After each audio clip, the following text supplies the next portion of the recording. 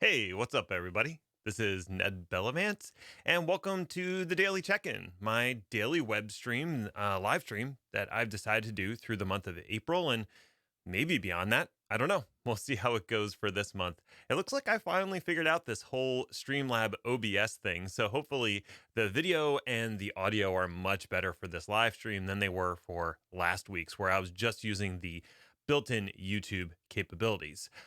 I do have the chat open, so if you want to drop a question or something in the YouTube chat, feel free to do that. I am excited to interact with other folks, and it looks like I actually have a few subscribers now, so picking up some steam.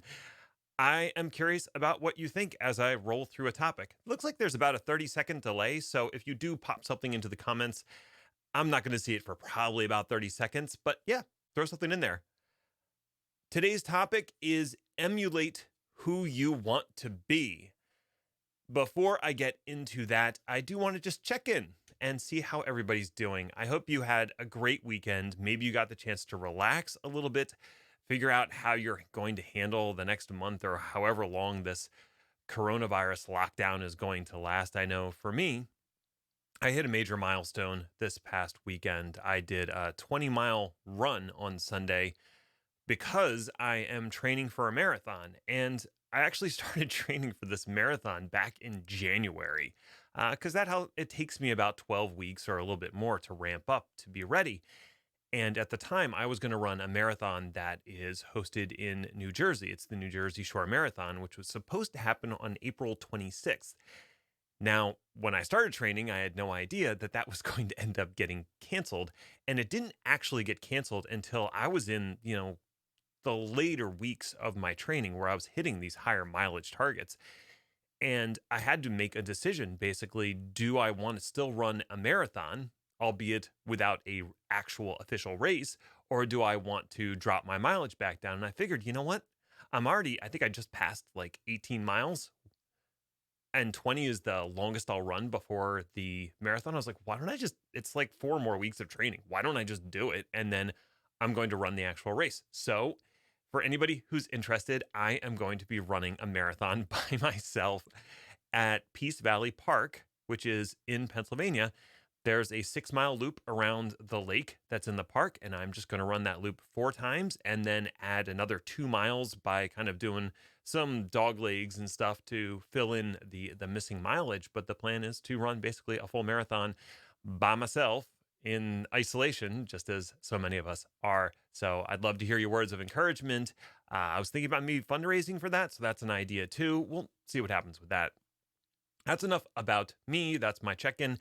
I did want to talk about a specific topic today, and that is emulate who you want to be. Not where you are today, but where you want to be in the future. And there's a few points I want to bring up about that. The first part is probably the hardest thing to do when you've reached a point in your career where you're like, okay, I'm done with what I'm doing now. I'm ready to move on to the next phase. It's figuring out what that next phase is. And I know that's something that I struggled with a few times in my career and hit a few dead ends. I thought I wanted to go into management at one point, and I actually went as far as to get my MBA because I was emulating what my boss at the time had done. He had gone to college, graduated, become the manager of an IT department and then gotten his MBA and was getting more on the business side of things. And I thought, oh, well, that's a natural career progression for me. When I left that job, because I'd sort of outgrown the organization and I wanted to get into management on my own, I then found myself in a new situation where I was in a much bigger organization and the technical side of things really grabbed me again because now I had the opportunity to work with larger and bigger projects with more interesting technology. I wasn't just imaging laptops and dealing with salespeople anymore and who were constantly dropping their Blackberries in toilets. True story, at least twice. So, with that in mind, I started looking at the people who were doing things that I found really interesting and maybe I wanted to do that. And the point is doing that, of finding people who are doing the thing that you might want to do. There's two sides to that. One, you can attempt to have them mentor you, and that's absolutely a valid avenue. And I certainly had my share of people who provided some level of mentoring to me. But the other side of that, and the other thing that you can do in that regard, is rather than directly asking them for a mentorship, which is a big responsibility for both sides of the equation, you're asking for a large chunk of their time to pour into helping you grow as a person. And you're also committing yourself to taking their advice and applying it. Rather than doing that, instead, you can look at the things that that person does and other people like them that have been successful in a role that you might want to take on. Take those skills and the qualities that they have groomed over time and find ways to adopt those skills, qualities, and practices to your world. And you might find that you naturally progress in the direction that you want to for your career. That's certainly what happened to me. I had met a number of different people who had been in the consulting business, and I'd never thought of necessarily going into consulting myself. But then I started talking to more and more of those people, and an opportunity came up to do consulting, and I felt comfortable enough to jump into that world. Now, I did eventually outgrow that world and move into the career that I am in now, which is, I don't know what I do. I create content and courses, and I guess I try to educate. I guess that's probably the easiest way to nail down what I do. But I found, to move into the role that I'm in now, I found people who displayed common patterns and things that I could emulate. And in this particular case, there were a few people that were instrumental in this whole movement. One was the all the different tech content creators out there. I started listening to a whole bunch of different podcasts, things like the Packet Pushers family of podcasts, which I'm now a part of. But beyond that, also things like the Cloudcast. I was listening to Twiat, which is This Week in Enterprise Tech. And that introduced me to people who were successful and also doing the podcast and the content creation thing.